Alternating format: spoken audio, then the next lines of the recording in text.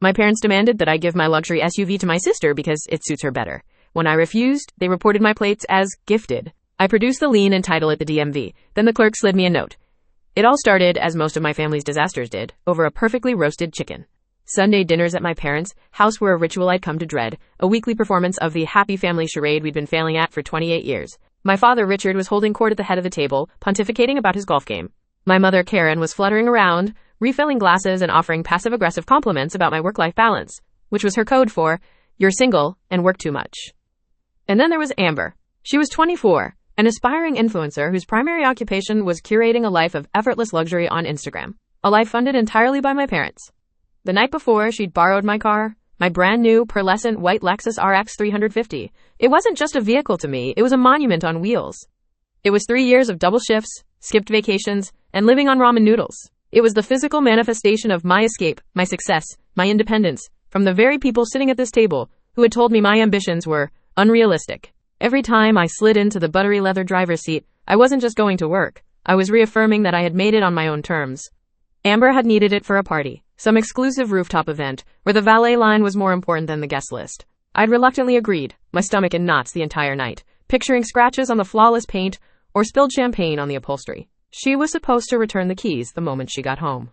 Now, sitting across from me, she was twirling the key fob, my key fob, around her perfectly manicured finger. "I have to say, Mandy," she began, her voice dripping with a saccharine sweetness that always set my teeth on edge, "your car is just divine. Absolutely divine." "I'm glad you liked it," I said, my tone tight. "I need the keys back before I leave." She pouted, a theatrical expression she'd perfected by age 5. "Oh, don't be such a spoilsport. I was just having fun with it." She flicked her hair, a cascade of professionally highlighted waves. "It's funny, though. All my friends were saying how much the car suits me. You know, it just has this certain vibe, a boss babe luxury lifestyle vibe. It really elevates my brand." I stared at her, my fork frozen halfway to my mouth. Before I could formulate a response, my mother swooped in, her timing impeccable as always. "She's right, you know, Amanda," she said, placing a hand on Amber's shoulder. "It really does look wonderful on her. And honey, Amber's birthday is just around the corner." A cold, heavy stone dropped into my stomach. I knew exactly where this was going. "What are you suggesting, Mom?" I asked, my voice dangerously quiet. "Well," she said, her smile never faltering, "you're established now. You have your career. You could buy another car anytime you want. But Amber, this is a crucial time for her. An image is everything in her line of work. A car like that, it doesn't just get you from A to B. It gets you noticed. It opens doors." I looked from my mother's beaming face to my sister's expectant one. I turned to my father, hoping for a shred of sanity, an ounce of support. I found none. He cleared his throat, setting down his knife and fork with a sense of finality, as if he were about to deliver a verdict from on high. "Your mother has a point, Amanda. Family helps family. This wouldn't just be a car for Amber. It would be an investment in her future, a leg up. We've always taught you girls to support each other." The hypocrisy was so thick I could have choked on it. The roasted chicken on my plate suddenly seemed nauseating. They weren't asking, they were telling. In their minds, the transaction was already complete. My symbol of hard-won success was being casually reassigned to my sister as a prop for her Instagram feed. I placed my own cutlery down, my hands steady despite the earthquake of rage building inside me. "No," I said. The single word hung in the air, sucking all the warmth out of the room. My mother's smile vanished. "What do you mean, no?" "I mean, no," I repeated, my voice gaining strength. "Absolutely not. I worked my ass off for that car. I am still paying for that car. It's in my name, the loan is in my name, and I am not giving it to anyone." The explosion was immediate. "Selfish," my father boomed, his face turning a blotchy red. "After everything we've done for you, this is the gratitude we get? You've always been selfish, Amanda, thinking only of yourself." "Ungrateful brat," my mother chimed in, her voice shrill. "We gave you a roof over your head for 18 years. Is a little support for your sister too much to ask? You see her struggling to build her career and you won't lift a finger." Struggling? Her idea of struggling was choosing between a trip to Bali or a week in Mykonos. Amber, on cue, burst into tears. Not quiet, delicate tears, but great, gulping, theatrical sobs designed for maximum impact. "You see," she wailed, her mascara already starting to run. "She's never loved me. Never. She has this amazing life, and she just wants to hoard it all for herself. She can't stand to see me have something nice." The absurdity of it all, the coordinated attack, the manufactured drama, the complete disregard for my feelings, my work, my property, it was like a scene from a terrible play. I was the villain, the cold-hearted monster standing in the way of my sister's destiny as a social media icon. I pushed my chair back, the legs scraping harshly against the hardwood floor. The sound was satisfyingly jarring. "I'm done," I said, my voice shaking with a fury I hadn't felt in years. I'm so done. I grabbed my purse, my eyes fixed on the key fob still clutched in Amber's hand. I walked around the table and plucked it from her grasp. She gasped as if I'd struck her. This is mine, I said, the words like ice. I walked out of the dining room, their shouts and sobs following me down the hall. You'll regret this, Amanda. My father yelled, You're tearing this family apart over a stupid car. As I slammed the front door behind me, the sound echoing into the quiet suburban street, I had a chilling realization. He was wrong.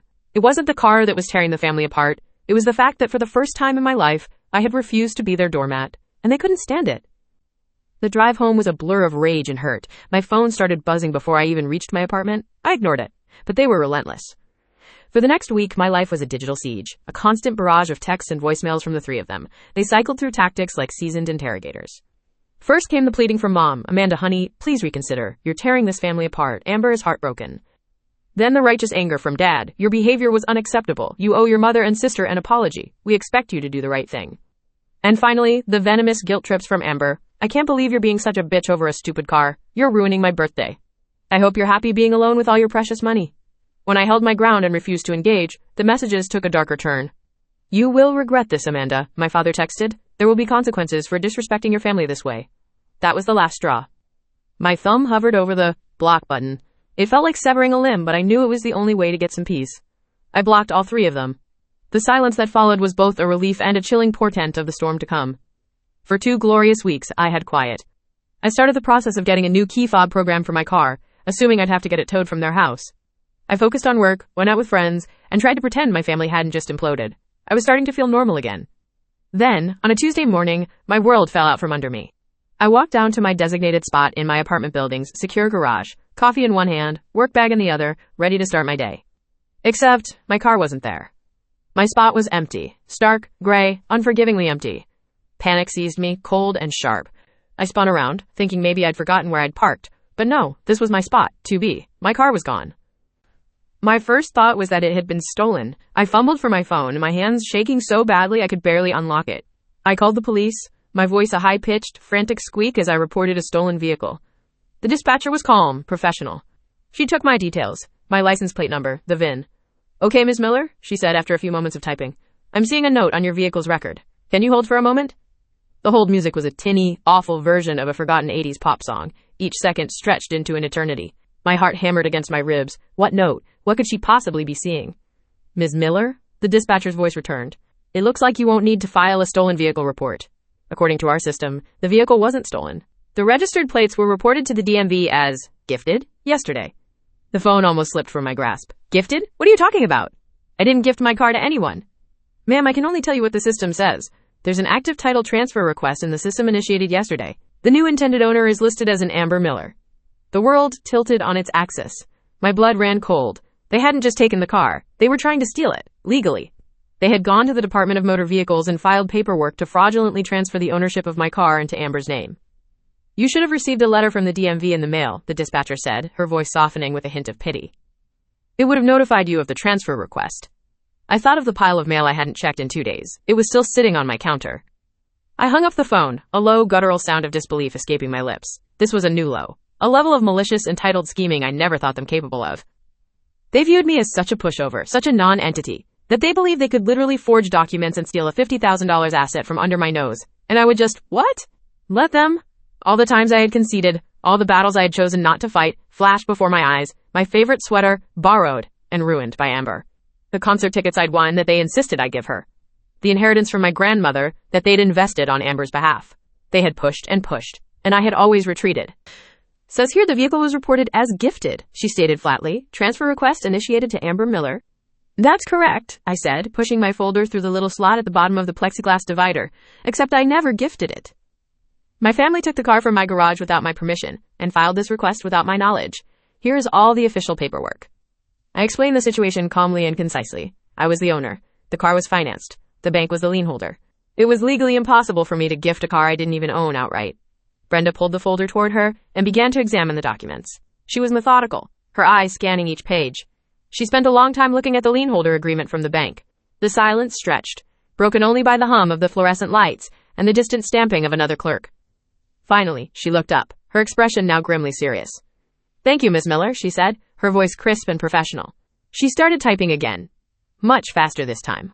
Based on these documents, you are indisputably the legal owner of the vehicle, and as there is an active lien, the title cannot be transferred. This gift claim is invalid. A wave of relief so powerful it almost made my knees buckle washed over me.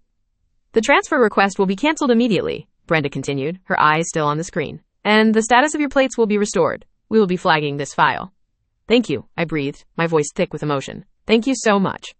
I thought that was it. I had won. Justice. Served in a dreary DMV office. Brenda gathered my papers, squared them up, and prepared to slide them back to me. But then, something strange happened. Her movements became very deliberate. With one hand, she pushed my folder forward.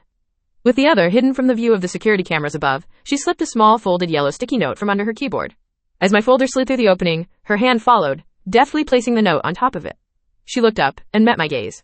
Her eyes were sharp, conveying a message of startling urgency. She leaned forward slightly, her voice dropping to a conspiratorial whisper that barely carried through the plexiglass. You didn't get this from me. My heart jumped into my throat. I stared at her, then at the note. I gave a short, sharp nod, my mind racing. I quickly scooped up the folder and the note, stuffing them into my bag. Thank you for your help, I said again, my voice barely a whisper. I turned and walked away, not daring to look back. My legs felt like lead, but I forced myself to walk calmly out of the building and to my friend's car that I had borrowed. The moment the door was closed, I ripped open my bag, my hands trembling. I unfolded the small yellow square. On it, written in neat, blocky handwriting, were a few short, life-altering sentences. They didn't just report it, gifted. They filed an affidavit of gift with your forged signature. This is felony forgery. Call the police. Don't talk to them. Get a lawyer. I sat in the car for a full 10 minutes, the engine off, just staring at the note. The hum of the DMV parking lot faded into a dull roar in my ears. Felony forgery. The words echoed in my mind. This wasn't a family squabble anymore. This wasn't a case of entitlement getting out of hand. This was a calculated criminal act. They had taken a legal document, a sworn affidavit, and forged my name on it, attesting to a lie. They had tried to defraud not just me, but the state, and the bank that held the lien. Any lingering shred of sentiment, any whisper of filial duty that remained in the ashes of my relationship with them, was instantly incinerated. In its place, a cold, hard resolve began to form. They had underestimated me. They had mistaken my years of conflict avoidance for weakness. They had no idea who they were dealing with now. Brenda, the anonymous, weary-eyed angel of the DMV, had given me more than just information. She had given me a weapon. My first call was not to the police, but to a lawyer. I found a highly rated litigation attorney through my company's legal assistance program. I explained the entire story, from the dinner to the sticky note. His silence on the other end of the line was telling. Ms. Miller, he said finally, his voice grave. This is extremely serious. Forgery of a government document like an affidavit is a felony in this state. Combined with the unauthorized taking of the vehicle, you have a very strong criminal case. The note from the DMV clerk, while we can't officially use it as evidence without compromising her, gives us the exact crime to point the police toward. He laid out the steps. File a police report immediately, provide them with all the evidence I had collected, and under no circumstances was I to speak to my family. Let them call, he said. Let them text. Do not respond. Anything they say can and will be used against them. Armed with legal validation, I drove to the police station. This time, I wasn't a frantic victim reporting a stolen car. I was a woman with a mountain of evidence, reporting a felony. I was assigned to a detective, a sharp, serious man named Detective Morales. I laid out my folder on his desk, the bill of sale, the lien agreement, the printout of the security footage, and I recounted the entire story, including Brenda's whispered warning and the contents of the note. He listened intently, his expression growing more grim with each detail. When I got to the part about the forged affidavit of gift, he stopped me. They filed a sworn affidavit, he asked, his pen pausing over his notepad. That's what the note said. I confirmed. He leaned back in his chair, a low whistle escaping his lips. They are in a world of trouble. He took my official statement and copies of all my evidence. He assured me they would take this very seriously. The DMV is a state agency. Attempting to defraud them with forged documents was not something they took lightly. As I walked out of the police station, the sun felt brighter. The air felt cleaner. For the first time in my life, I wasn't just weathering the storm my family created. I was redirecting the hurricane right back at them. My phone, which I had unblocked in anticipation, began to light up almost immediately, a flurry of texts and missed calls. They must have been notified by the DMV that the transfer was canceled. From Mom, Amanda, what did you do? The DMV said there was a problem. Call me right now. From Dad, you went behind our backs? After everything? You are making a huge mistake. From Amber, WTF is wrong with you? You told on US? You are literally a snake. My lawyer's voice echoed in my head. Do not respond. I took a screenshot of every single message and forwarded them to my lawyer's email with the subject line, evidence. Then I re-blocked their numbers. The police opened an official investigation. My lawyer began drafting cease and desist letters and preparing for the inevitable civil suit to recover my car and any damages. I knew this was just the beginning. I didn't know what would happen next, but the fear was gone, replaced by a steely determination. I was tired of being their doormat. It was time they learned what happens when you pour gasoline on a fire you thought you'd extinguished. The 2 weeks that followed the police report were a masterclass in watching a toxic family system self-destruct. Detective Morales was efficient. He obtained the forged affidavit from the DMV. My signature was a clumsy, obvious fake. He paid a visit to my parents' house. The panicked fallout was immediate. The blocked numbers couldn't stop the voicemails from piling up, which I dutifully saved and forwarded to my lawyer. The tone had shifted dramatically. The angry demands turned into tearful, manipulative pleas. "Amanda, you can't do this to us," my mother sobbed in one message. "The police came to our door. Your father is a respected man in this community. You are destroying this family. Amber is a complete wreck. She won't stop crying. Are you happy now? Is this what you wanted?" Then came the flying monkeys. Aunts, uncles, and cousins I hadn't heard from in years started calling. "Your mother is beside herself," my Aunt Carol said, her voice dripping with sanctimonious pity. "Whatever this is about, can't you just forgive and forget? Family is the most important thing. A car isn't worth all this ugliness." I stuck to my lawyer's script. "Thank you for your concern, Aunt Carol, but this is a legal matter now and I can't discuss it." Click. The evidence mounted. The police discovered from Amber's social media that the Oraglow party was a major influencer event. Her desperation for my car wasn't just about showing off. She had apparently told the brand representatives she would be arriving in a new luxury vehicle, trying to secure a sponsorship. The forgery was a premeditated plot to uphold a lie for social media clout. Amber was the mastermind, and my parents were her willing, idiotic accomplices.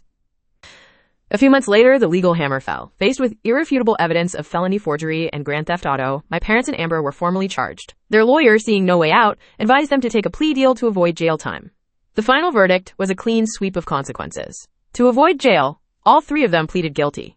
The sentence included 2 years of probation, a very substantial fine that covered the state's legal costs and all of my attorney's fees, and 200 hours of community service for each of them. I secretly hoped Amber would be assigned to litter cleanup.